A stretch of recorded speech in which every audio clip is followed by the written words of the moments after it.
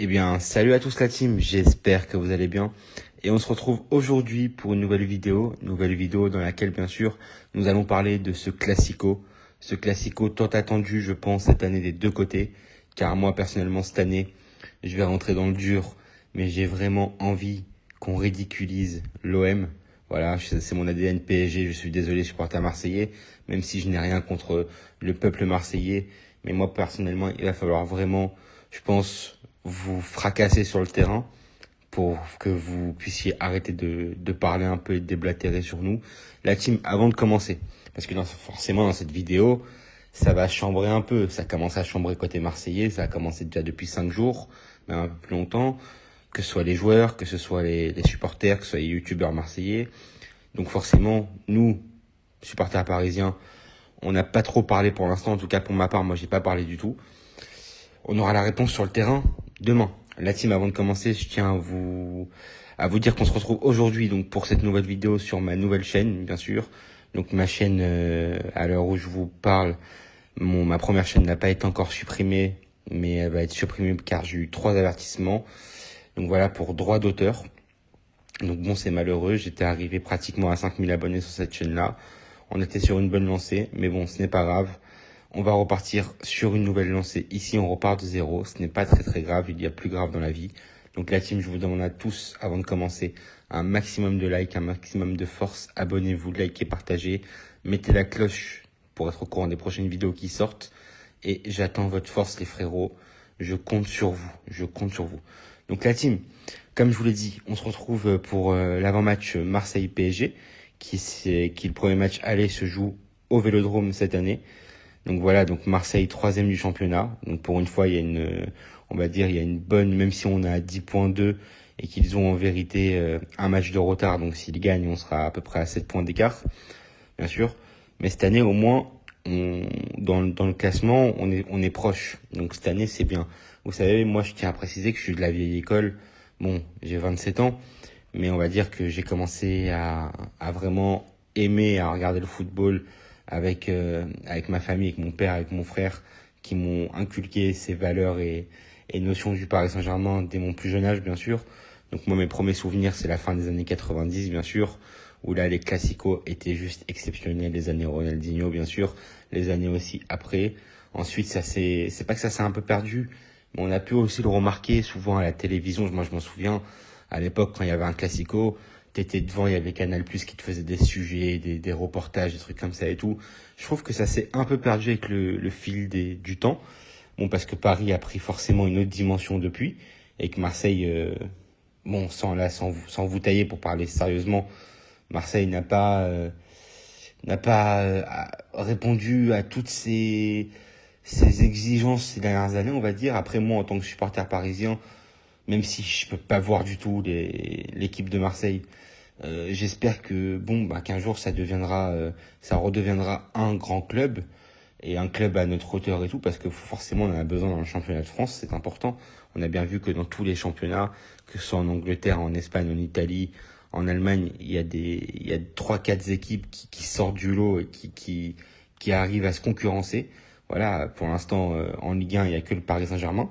Je pense que Marseille et Lyon devraient tout faire pour pouvoir aller jusqu'au bout, pour se battre, pour conquérir des titres, pour nous rentrer dedans, tout ça et tout.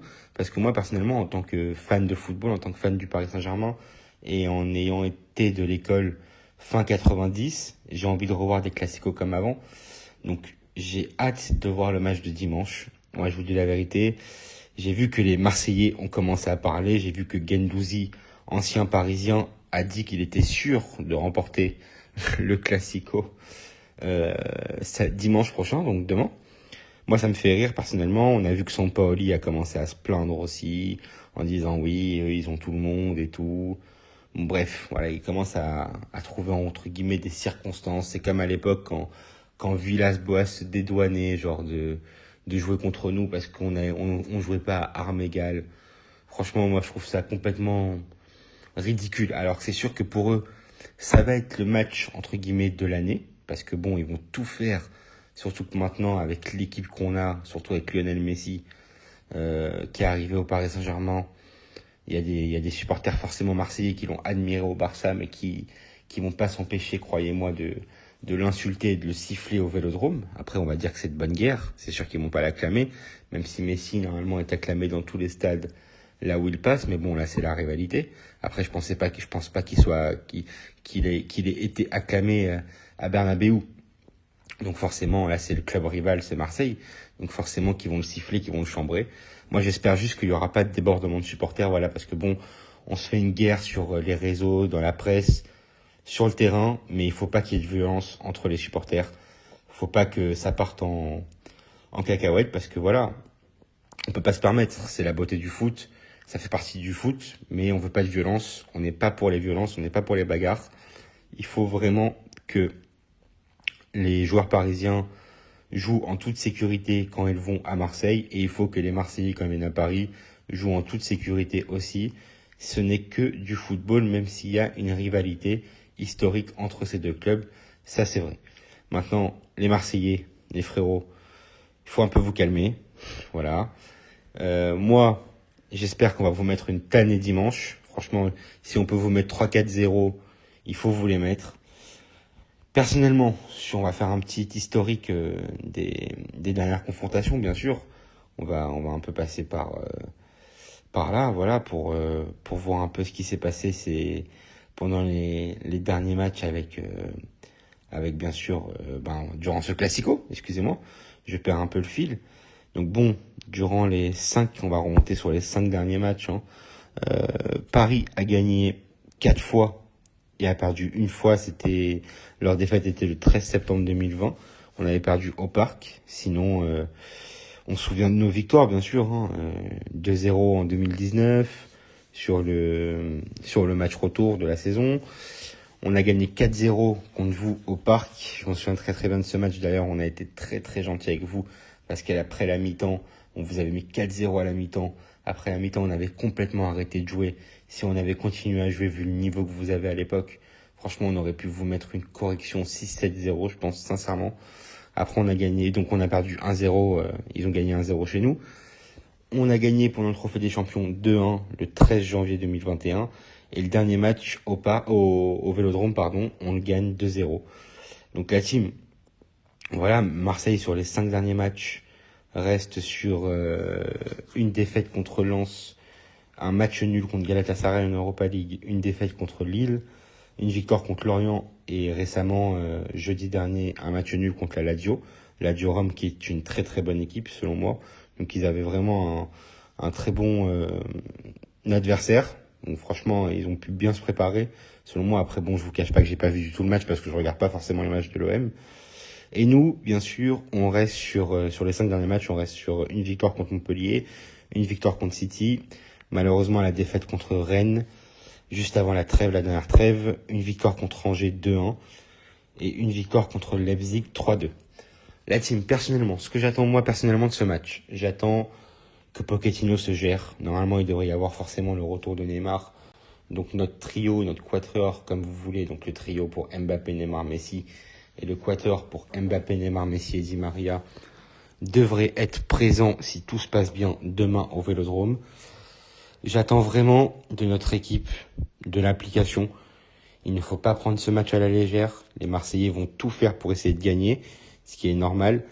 Et il faut que nous, on les fracasse. Il n'y a pas d'excuse. On doit bien jouer. C'est l'OM en face. C'est un match qu'il faut prendre au sérieux. Même si pour eux, encore une fois, ça va être le match de la saison. Nous, ça va être un match comme un autre. Mais il faut qu'on les fracasse. Il faut qu'on leur montre qui nous sommes. Parce que ils ont tendance à nous manquer de respect. On se souvient aussi après, bon, on va dire que c'est sûr que, à l'époque, quand on fait finale de Ligue des Champions, je me souviens très bien que les Marseillais ont soutenu le Bayern. Il y avait des maillots du Bayern à Marseille. L'année dernière, ils ont prié pour qu'on se fasse éliminer contre le Bayern. On a réussi à se qualifier. Ils ont prié pour qu'on se fasse sortir par le Barça. On a réussi à se qualifier. Ils ont prié pour qu'on se fasse sortir par City, ce qui est finalement arrivé, bien sûr. Donc, ils nous font pas de cadeaux, donc je vois pas pourquoi nous, on devrait leur faire des cadeaux. Voilà, moi, je pense qu'il faut leur rentrer dedans. Si demain on peut les humilier, j'espère, et j'espère que que Pochettino saura mettre l'équipe parfaite pour humilier l'OM. Voilà. Moi, demain, durant mon débrief, je veux être super content. Alors, il y a deux choses qui pourraient me rendre super content. Bon, c'est déjà dans un premier temps de gagner, surtout de gagner contre Marseille. Voilà. Et de voir du beau jeu de la part de notre entraîneur. Sur ça, j'insiste. Voilà, je sais que ces derniers temps, moi, personnellement, j'ai beaucoup critiqué Pochettino sur son jeu. Et voilà, j'assume, hein. J'assume, malheureusement, comme je vous l'ai déjà dit à plusieurs reprises. Moi, ça me fait pas plaisir du tout de le critiquer. Mais quand je vois ce que je vois, je suis obligé de le critiquer, je suis désolé. Voilà, donc j'espère à chaque match, vraiment, j'espère avant le match, j'ai un espoir, je me dis putain, j'espère qu'il va me faire mentir, j'espère qu'il va se rattraper, j'espère qu'il va nous montrer quelque chose, j'espère qu'il y aura plus d'implication. Et à chaque match, je me mange une désillusion, malheureusement. Et il y a des supporters parisiens, par contre, qui pensent que moi, ça me fait plaisir de critiquer, mais pas du tout. Pas du tout, parce que moi, Pochettino, encore une fois, j'y croyais à fond quand il est arrivé. J'étais tellement content que Tourelle parte, j'y croyais à fond. Et je me rends compte que c'est encore une désillusion, parce que c'est sûr qu'on pourra critiquer les joueurs. On peut critiquer les joueurs, on peut critiquer les joueurs. Mais la différence des joueurs et du coach, c'est que les deux sont en contrat. Mais la différence, c'est que les coachs peuvent changer du tout au tout, tandis que les joueurs, quand ils sont en contrat, surtout quand ils sont au Paris Saint-Germain, ils sont en contrat. Donc forcément, quand on voit la qualité de notre effectif, individuellement parlant, c'est des joueurs qui ont réussi un peu partout où ils sont passés, à part bien sûr pour les jeunes qui ont débuté au Paris Saint-Germain ou qui ont vraiment confirmé au Paris Saint-Germain. Ça a été des top joueurs dans la plupart de leurs clubs. Donc pourquoi parfois au Paris Saint-Germain ça déconne, pourquoi ça marche un peu moins? Parce que je pense que c'est le coach le problème. Voilà, c'est comme quand demain quelqu'un dirige une entreprise, les gens vont critiquer celui qui est aux commandes. Ils vont pas critiquer ceux qui sont en train de bosser. Vous voyez ce que je veux dire ou pas? Après, voilà, moi je pense que, regardez, cette année on est premier de Ligue 1, on a exactement combien de points? On a à peu près, ouais, on a 9 points d'avance sur Lens qui est deuxième. On a 9 points d'avance en ayant un jeu, selon moi, qui est déplorable. Qui est déplorable. Donc, il faut vraiment y remédier. Il faut vraiment y remédier parce que je trouve que c'est du gâchis, personnellement, de pas voir un jeu agréable à regarder, au moins. Ça veut dire comprendre quelque chose, être sur le terrain, voir une philosophie de jeu comme peut l'avoir de grands clubs comme Liverpool, comme à l'époque le Barça, comme l'a eu un moment le Real, comme un moment l'a eu aussi le Bayern, comme la City actuellement.